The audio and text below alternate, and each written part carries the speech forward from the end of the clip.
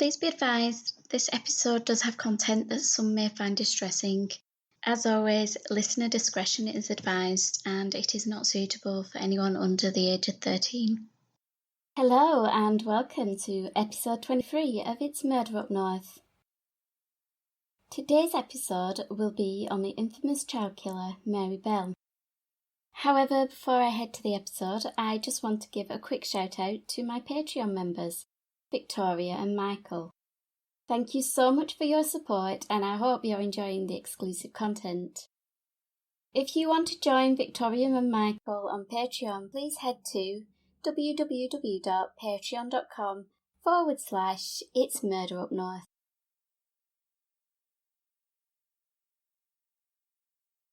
I also want to thank all those who are following on Twitter, where It's Murder Up North now has over 1,000 followers. Your support is what keeps me going, so please like, subscribe and review and help the show to grow.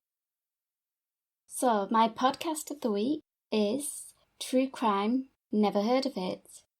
Showing personality on a true crime podcast can be difficult, especially when considering the topics that can be covered.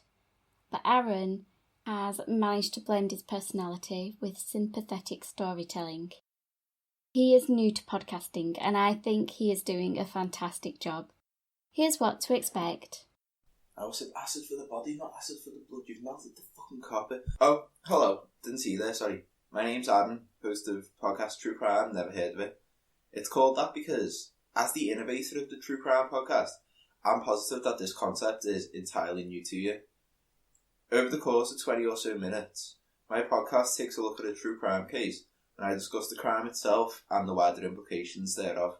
So join me as I do my best to keep my overly sarcastic, take nothing serious personality firmly in check whilst talking about some of the most depraved acts of murder from the UK and the United States. Just search True Crime, Never Heard of It on Spotify or Apple Podcasts. Alternatively, if you are feeling lucky, you can search it on any other podcast hosting platform as it may or may not be on there. Now please enjoy the podcast episode that you actually came to listen to, which will undoubtedly be far superior to any of my content. Now let's head to the episode.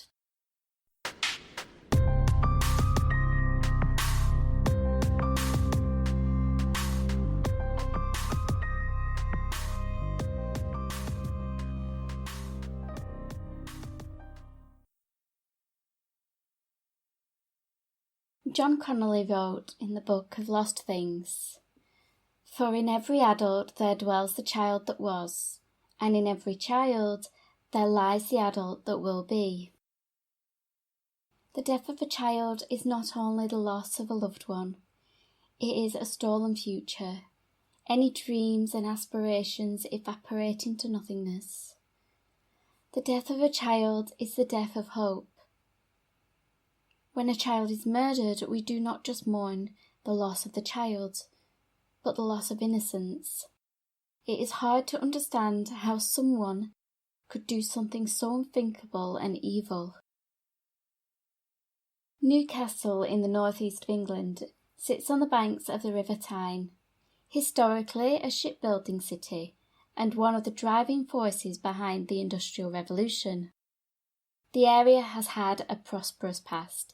However, like so many of the northern cities, its fortunes have been mixed, from a booming industrial city to the demise of many of the factories and shipyards starting in the early 1970s, which left the city with high unemployment rates. In the 1960s, the city was undergoing a huge regeneration, in which many of the old back-to-back terraces, which had become run down and uninhabitable, were being demolished, making way for new homes. In the area of Scotswood, the clearance of old housing left empty properties, piles of rubble and building sites. It was considered a deprived area and was a known hotspot for criminal activity. From petty criminals to people being drunk and disorderly. As was the norm at the time, children would walk themselves to school, play on the streets until dark, and they'd be in and out of each other's houses. This didn't cause concern, as there was always an adult close by to keep them in check in a community where they took care of each other. Whitehouse Road was a particularly notorious part of Scotswood. Considered one of the rougher areas, it saw its share of drug and alcohol abuse, prostitution and petty crimes. It was on Whitehouse Road that two girls lived next door to each other, Norma Bell, who was 12, and Mary Bell, who was 10. They were inseparable, more like sisters than friends, but although they shared the same last name, the two girls were not related. Norma was the older of the two. She was one of 11 children. Her family had moved to Whitehouse Road in 1966, and she quickly became friends with the little girl who lived next door. Norma struggled with learning difficulties, and her understanding of the world was limited. She looked up to the younger yet more intellectual Mary, and was at her beck and call. Her family used to joke that Norma was so eager to follow and listen to Mary that if the 10-year-old had told Norma to jump off the Tyne Bridge, Norma would have done as she was told. The early years of a child's life form the foundation of their future. Their early experiences can shape who they become. A child raised in a loving environment, whose boundaries are set and the child has positive experiences, can help that child to develop into a confident and well-adjusted individual. However, if a child is neglected, denied love, and knows nothing but abuse and violence, the impact can have devastating and long-lasting consequences, not just for the child, but for others around them. When Mary Bell was born on the 26th of May 1957, she was deprived of a normal and healthy childhood. Her mother Betty was just 17 years old when she fell pregnant with Mary, the father of whom is unknown. The young mother earned a living as a sex worker, a profession many women turn to when they fall on hard times and need to support themselves and their family. This does not make them bad people.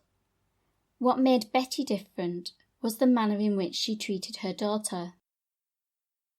Betty was married to a man called Billy Bell, an abusive alcoholic and criminal who spent time either in a drunken stupor or behind bars. He was not the strong, protective father figure that Mary so desperately needed. While her stepdad was either absent because of the bottle or because he was in prison, her mother was absent. She would travel to other cities such as York and Edinburgh to earn money. This often meant that Mary would be left alone for days, sometimes weeks. It has been reported by Mary's extended family that on more than one occasion Betty had put Mary's life at risk. When her daughter was just a toddler, she apparently overdosed on sleeping pills. It was suspected that Betty had given them to Mary, but Betty denied this, suggesting the little girl had gotten hold of the tablets on her own. On another occasion, she dropped her child out of a window. Although she later claimed that Mary fell, concerned, Betty's family suggested Mary should live with them, but Betty would not allow it. Not long after these incidents, and desperate for money, Betty attempted to profit from adopting Mary in exchange for cash. However, the extended family intervened and ensured that the adoption did not go ahead. They offered to look after the child for Betty, but once again she refused their help.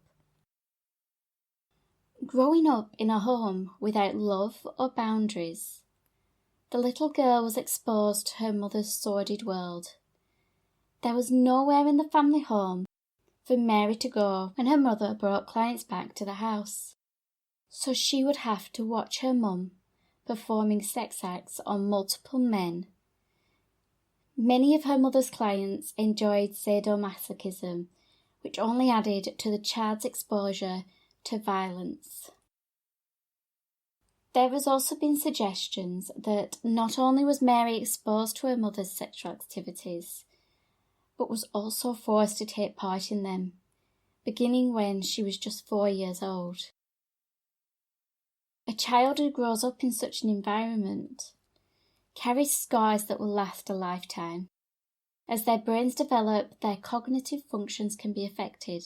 Children who suffer abuse find it hard to form relationships. They develop low self-esteem, depression, and other psychological conditions. Such children can also find it harder to control themselves and their emotions, which can manifest as violent or emotional outbursts. By the age of 11, Mary had blossomed into a pretty girl with dark locks and enchanting blue eyes. Yet behind this innocent facade, darkness stirred. On Saturday the 11th of May 1968, Mary and Norma were out playing with a group of children when they decided to head to a local shop for some sweets. The pair let a 3-year-old boy accompany them. Mary and Norma were later seen without little boy and offered no explanation for his absence. The child was found later that night. He was bleeding, wandering the street, confused, crying and alone. Despite Mary and Norma being named as the last ones to see the child, it could not be determined if his injuries had been from an accident or had been inflicted on purpose. Therefore, no further action was taken. The following day, Mary and Norma headed to Woodlands Crescent Day Nursery, where children would often play in the sandpit. When they arrived, 2 of the girls, Pauline and Cindy, were already playing. One moment the girls were all happily playing together and giggling. The next moment, Mary's whole demeanour changed. She asked Cindy if she could fight her. The little girl glanced at Mary, then continued to play, at which point Mary grabbed the girl by the throat and began to squeeze, causing Cindy's face to flush red. As quickly as her attack on Cindy started, it stopped, but the 10-year-old was not finished. She lunged at Pauline, grabbing her by the throat and pushing her to the ground. Norma remembered Pauline's face turning purple and little girl gasping for air. While this attack was happening, another girl entered the sandbox, and Mary subjected her to the same treatment. Norma would later claim that she was so terrified that her friend would turn on her next, that she ran away. This incident was again reported to the police, but once again, nothing was done. Pauline was so terrified that Mary may come for her again.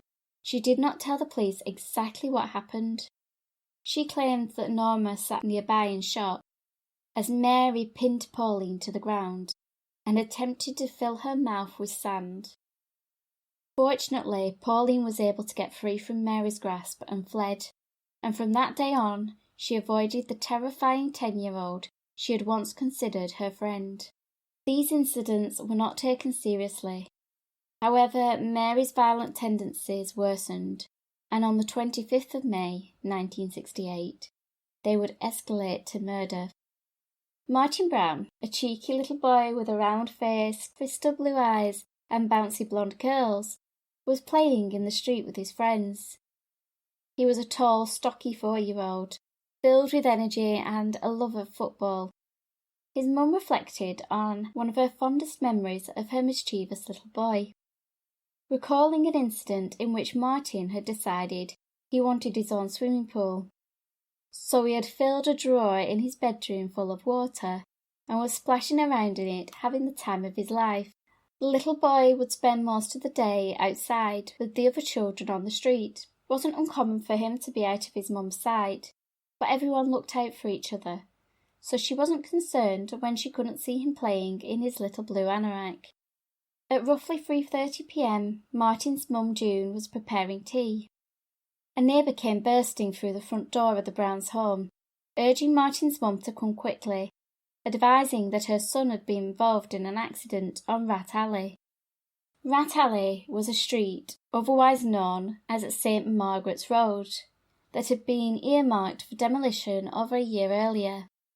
The tenants had slowly begun to vacate, and work had started on demolishing the row of terraced houses. However, a year later, work still hadn't been completed. The empty houses and piles of rubble had attracted vermin. It was reported that one child had been bitten by a rat whilst inside one of the abandoned houses, and this led to the street being called Rat Alley. Parents voiced their concerns for their children's safety. The piles of bricks and half-demolished homes had been left unsecured and were a tempting playground for youngsters. Fearing that her son had been injured by falling debris, June Brown raced to Rat Alley. As Martin's mum arrived, a crowd was already gathered. She pushed her way through them, desperate to reach her little boy, asking where her son was. A child's voice replied, "He's up there." It was the voice of Mary Bell. Rushing through the crowd, Mrs. Brown arrived at the foot of the staircase to find a workman carrying a small body, whose skin was ashen. The child was limp in the man's arms. Instantly the mother knew it was her son, still wearing his blue anorak. Tragically, by the time Martin Brown had arrived at the hospital, he had already passed away. The 4-year-old's body had been found in an upstairs bedroom at 85 St. Margaret's Road by a workman who had entered the house in search of wood. Martin lay on the floor in the corner of an empty room, just near the broken window. Only the shadows on the floor showed where the furniture once stood. There seemed to be no signs of a struggle. However, saliva and blood trickled from the child's mouth, inside which were traces of sawdust, and beside the little boy there lay a medicine bottle containing some tablets. Investigators traced the origin of the medicine and discovered the pills belonged to the previous tenant, who had inadvertently left them behind when they had vacated the property, leading police to consider that Martin may have taken them, believing they were possibly sweets. The post-mortem was undertaken by Dr. Bernard Knight, who found there was no signs of any serious physical injuries to the child. He also ruled out the possibility that Martin had been poisoned by ingesting the tablets. Pathologists noted that, quote, "Because the brain was swollen, very slightly congested, I thought that death may have been due to pressure on the neck, which is not quite the same thing as asphyxiating." He also stated that there would not need to be a substantial amount of pressure applied to a child's neck to cause their death, and due to this, there is less likely to be visible marks. The newspapers covered the story of Martin Brown's death. However, the headlines used to report the story dehumanized him. The 4-year-old boy, with his blonde hair, blue eyes, and a cheeky smile, was dubbed in articles as the Rat Alley Boy, which only added to the family's grief. 2 days after Martin Brown's death, police were called to Woodlands Crescent Day Nursery, which was where Mary Bell had strangled the 3 girls previously. Staff had arrived at the nursery to discover it had been broken into, and some disturbing notes had been found inside. One stated, "I murder so I may come back." Another proclaimed, "We murder, watch out." The most disturbing of the notes read, quote, "We did murder Martin Brown." Reviewing the notes, police concluded they appeared to have been written by a child. Believing this was nothing more than a sick childish prank, the police dismissed it as a serious lead. In the days that followed, June Brown had a couple of encounters with Mary and Norma. The girls seemed genuinely concerned by Martin's death, and they would inquire about June's well-being.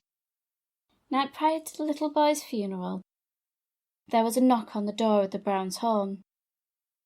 There on the doorstep was Norma, with her blonde hair tied neatly in a ponytail and a shy look on her face.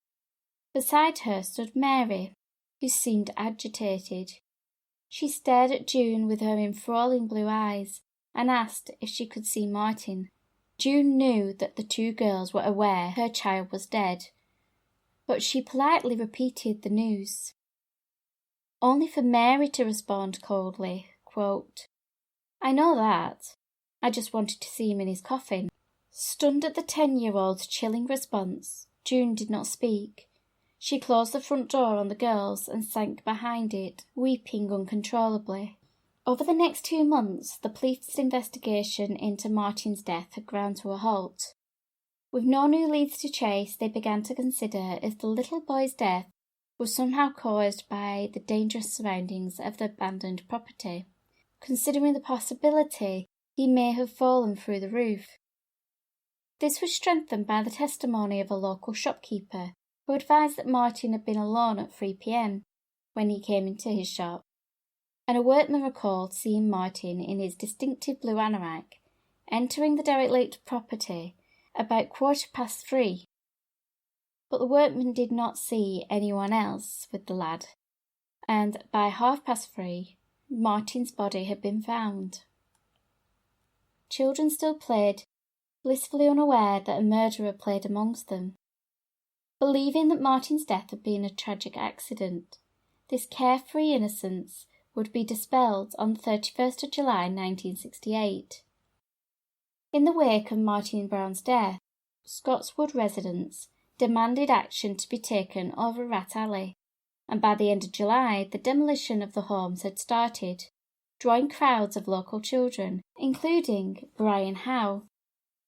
Throughout the 31st of July, the little boy was seen happily playing and watching in awe as the old houses were reduced to rubble, his giggles and chatter entwining with the sound of the other children. At some point that afternoon, his laughter disappeared. When he failed to return home, his sister Pat headed out in search of him. She was joined by 2 little girls who lived on the same street as the Howe family, and Brian's older sister knew them as Mary and Norma. The girls told her that they had last seen Brian on a nearby car park and offered to help search for the missing toddler. After half an hour, Mary Bell suggested maybe the 3-year-old had gone to a patch of wasteland called the Tin Lizzie, where children would often play amongst the large concrete blocks that had been left there following some demolition work. The Tin Lizzie was accessed by a narrow rickety wooden bridge, beyond which piles of bricks and concrete slabs dotted the rough landscape. Clumps of grass grew sporadically and tall weeds shot out of the dusty ground. It was between 2 large blocks of concrete that Brian Howe was found. He was lying, half naked, bleeding from puncture wounds to his legs, and strange markings were on his abdomen. The little boy's blonde hair had been cut off, and the wispy locks scattered around the scene. The subsequent post-mortem revealed that Brian Howe's cause of death was from being strangled. Following his death, his attacker had then inflicted the cuts on his body. The puncture wounds were determined to have been caused by a broken pair of scissors that had been found in the waste ground. These were believed to have been used to cut the boy's hair as well. With regards to the marks on the child's stomach, a razor blade had been found concealed underneath one of the concrete slabs. The pathologist theorized that the killer had attempted to write their initials on the child's abdomen, and that it was possible, due to the nature of the wounds, that the killer was also an adolescent. Brian's death made the police consider the possibility that Martin Brown had also been murdered, and they were dealing with someone who had taken the lives of 2 toddlers. During the press conference regarding the 2 children's deaths, the police announced that they believed the suspect they were looking for was a child. The name of one little girl in particular was repeatedly mentioned by other children, many of whom were scared of the pretty little 10-year-old with black hair and bright blue eyes. Stories began to emerge about Mary Bell's violent and unusual behaviour. It was already on record that Mary had already been connected to incidents in the past, including the little boy who had last been seen with her, who was later found wandering, frightened and bleeding. She had also been reported for the attack on the 3 little girls in the sandbox. At school, her violent tendencies had been recorded. but again no action was taken. On one occasion, a young girl had several marks on her cheeks. She told her teacher that Mary Bell had burned her with a cigarette. When the 10-year-old was questioned about the incident, Mary freely admitted that she had hurt her classmate, but claimed she didn't care that it was wrong. In hindsight, we look back and wonder how these signs were missed. This is not normal behaviour for any child, and yet nothing was done. The little girl also showed a keen interest in the investigation. She was always present for press conferences and was seen near the crime scenes while forensics teams worked. She had also been near the crime scenes around the time the murders took place. When Martin Brown was found, the workmen recalled seeing two little girls, matching Norma and Mary's description, just outside the derelict house. It was also these same little girls who had notified June Brown's neighbour that Martin had been involved in an accident. They stated that the boy had fallen through the roof, and when June arrived, it was Mary Bell who offered to show her where Martin was. Shortly after this incident, another child witnessed Mary assaulting Norma. It had transpired that the 10-year-old had confessed to killing Martin and had begun punching Norma to frighten her into staying quiet. Knowing that Mary was under suspicion, her teacher decided to look through the little girl's news journal. Each child was given one of these to write about things that had happened in their lives. The teacher turned to an entry that had been written on the same day as the notes at the nursery were found. What the teacher saw on the pages left him stunned. He liked Mary. She was an intelligent yet quirky child, but her entry made the hairs on his neck stand to attention. Mary Bell had written in her schoolbook, quote, "There were crowds of people outside an old house, and I asked what was the matter. There has been a boy who just lay down and died." These words were fairly unremarkable on their own, but at the foot of the page, Mary had drawn a picture of the little boy lying next to a bottle of tablets with a small pill beside him, in a similar position to how he was found. Besides this image, she had drawn the workman who had found the body. When the police saw this entry, they were instantly suspicious. The pill bottle detail was never released to the public, so how did Mary know about it? Unless she had been at the scene. Investigators arrived at the Bells' home to question Mary, but her stepdad Billy was obstructive and refused to let them speak to the girl, even threatening to set the family dog on the officers if they didn't leave. With just circumstantial evidence, the police needed something concrete in order to arrest Mary. And in the course of door-to-door inquiries, they spoke to a 9-year-old boy. He had severe learning difficulties and was determined to have the mental age of a 4-year-old. Because of this, he was often shunned or picked on by the other children. He would frequently be found on the Tin Lizzie. He saw Brian Howe with Norma and Mary. The boy was able to tell investigators that he observed Mary hurt the toddler. She told Brian that his neck looked sore and began to massage it, but then she tightened her hands around the boy's neck. This testimony was enough to bring both Norma and Mary in for questioning. 13-year-old Norma was, as expected, a terrified little girl as she was interviewed, but her friend was a completely different story. When police advised that a witness had seen her with Brian Howe, the 10-year-old quickly responded, quote, "He would need to have had good eyes." The investigator asked why, and she continued, quote, "Because he was clever to see me when I wasn't there." Norma, however, told the police what happened to Brian Howe. Her statement to police was, quote, "Mary and I went with Brian through a hole in the fence and across the Tin Lizzie. We went to a smelly tank and a big hole in the side. Mary went in first, Brian, then me. I helped Brian in by lifting him up. We all sat down. There was a stinky smell, so we got back out again. Mary said to the blocks, 'Norma, "We went to the blocks. Mary told Brian to lie down. He did, and Mary started hurting him." End quote. Norma proceeded by demonstrating how Mary had held Brian's nose between her thumb and fingers and covered his mouth with her hand. Norma claimed she begged Mary to stop hurting the toddler and explained that her friend only stopped when they saw 5 teenage boys coming towards them. The 10-year-old Mary yelled at the lads to leave, or she would set her dog on them. Quickly the boys left, leaving Brian alone with Norma and Mary. Norma continued to describe what happened, quote, "Mary went after Brian. He was sitting on the block. Mary threw him to the ground because she wanted him to lie down. She went back to hurt him, and this time she would not leave go of him. Little Brian tried to shift Mary's hand.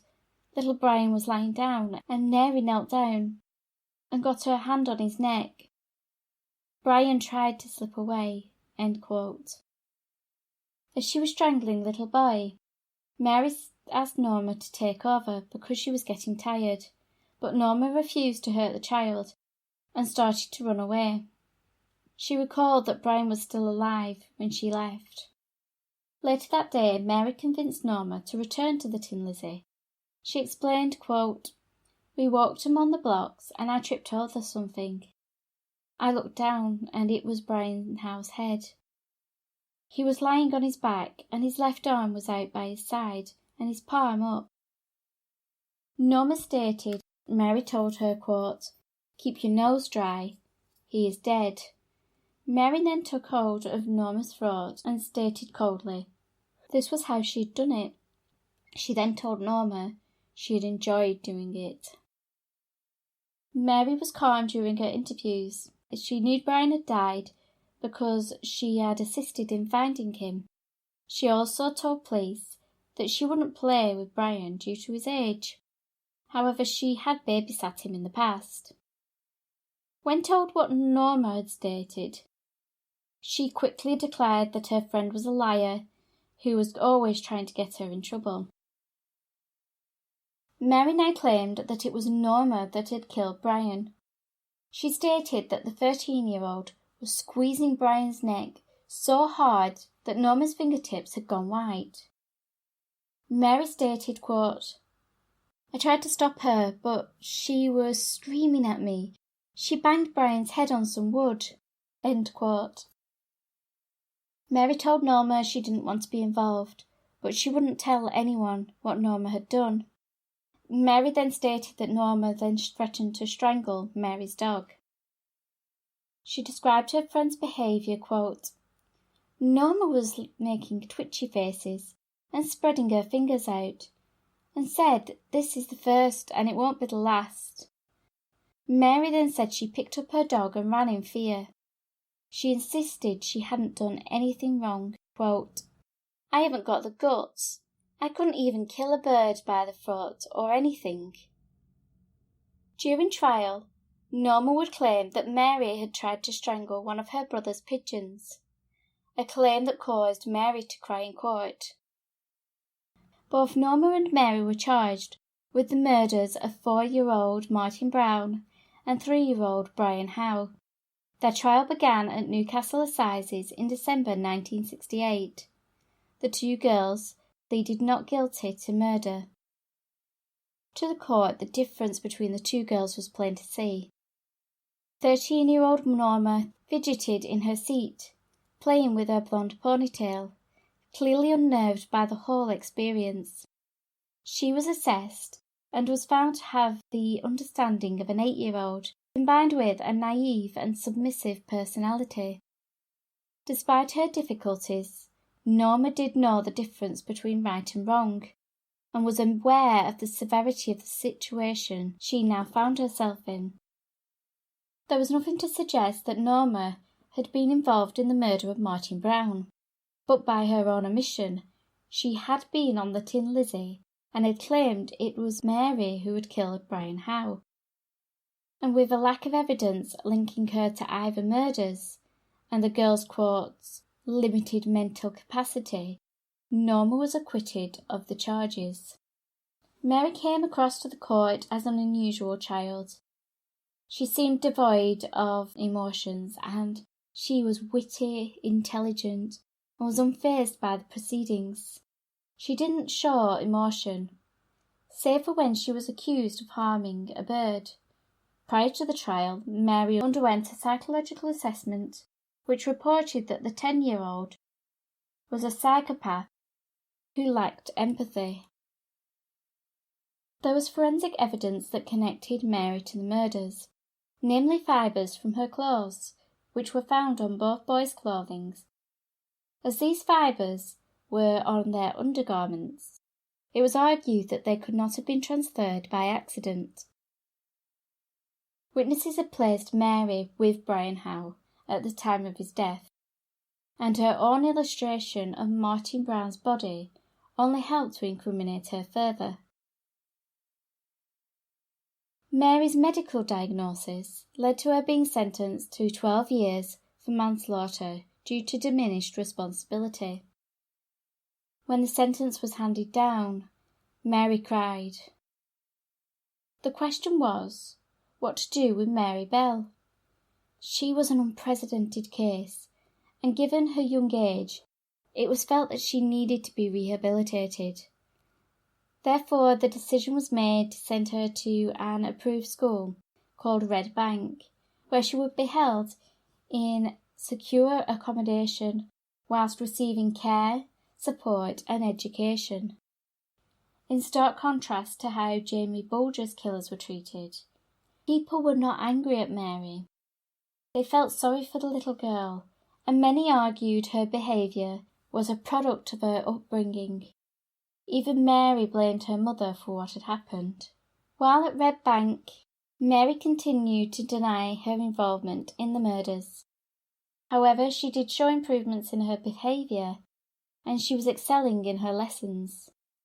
By the age of 23, Mary was released from prison and was given a new identity. She is now a mother and grandmother. The girl who took the lives of 2 little boys seems to have been rehabilitated and now lives as a law-abiding citizen. Mary Bell became infamous as the 10-year-old who killed 2 children. I wonder if her mother had successfully adopted her, or had her extended family cared for her. Would Mary have turned into a killer? Over 50 years since the murders, we should still remember that in 1968 2 futures were stolen, when 4-year-old Martin Brown and 3-year-old Brian Howe were killed. Their mothers lost their sons. Dreams of who they would become were destroyed. They would never see their child grow up, have their first home, their first job, or their first car. They have been robbed of ever seeing their sons having children of their own. Brian and Martin's mother sat down for an interview with the Observer newspaper, around the time that it was reported that Mary Bell had profited from a new book regarding the murders. During the interview, the parents spoke about their lost children. Eileen, who is Brian Howe's mother, recalls, quote, I see his bonny face. It was like a girl, curly blonde hair. Every parent thinks their bairn is beautiful, but he was beautiful. June talked about her son Martin, quote, Martin was blonde, chubby, had big blue shining eyes. He was a right little villain. I only had him for 4 years, so I remember everything about him. Thank you for joining me for episode 23 of It's Murder Up North. As always, I would love to hear your thoughts on the case. Episode 24 will be available next week. So in the meantime, keep an eye on those shadows.